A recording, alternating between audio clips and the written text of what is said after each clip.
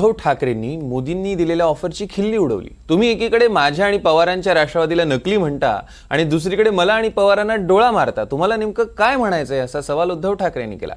जालना आणि संभाजीनगरच्या उमेदवारांसाठी त्यांची सभा होती। मोदींच्या नकली संतांच्या टीकेला उद्धव ठाकरेंनी जोरदार प्रत्युत्तर दिलंय। तुम्ही तुमचा आत्मा सैतानाला विकलाय का असा प्रश्न देखील त्यांनी विचारला।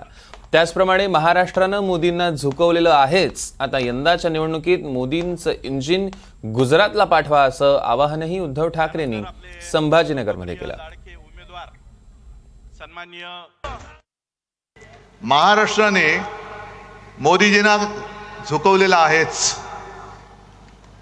महाराष्ट्राने झुकवले आणि मला माझ्या महाराष्ट्राचा अभिमान आहे की एवढी प्रचंड ताकद त्यांनी लावली।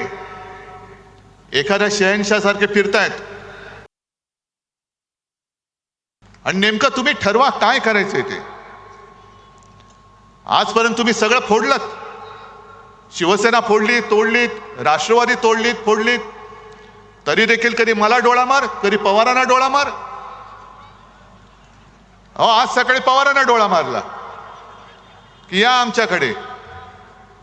एका ठिकाणी बोलायची नकली शिवसेना आहे, एका ठिकाणी बोलायचं नकली राष्ट्रवादी आहे आणि मग म्हणायचं आजा मेरी गाडी में बैठ जा।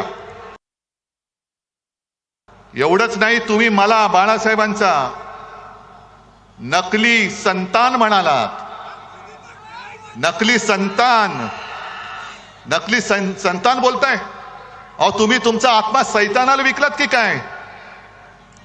मोदीजी तुम्ही तुमचा आत्मा विकलात सैतानाला? सगळंच फसले। देवेंद्र फडणवीस जे काय सांगतात की मोदीजींच्या इंजिनाला विकासाचे डबे आहेत।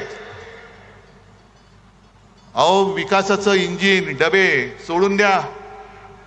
गेले 10 वर्ष आम्ही बघतोय नुसते डबेच लागतायत, पण तुमच्या डब्याला खाली भ्रष्टाचारांची त्याचं काय करताय तुम्ही? आणि संपूर्ण देशाने आता ठरवलंय की हे आता इंजिनच बदलायचे। गुजरातला पाठवून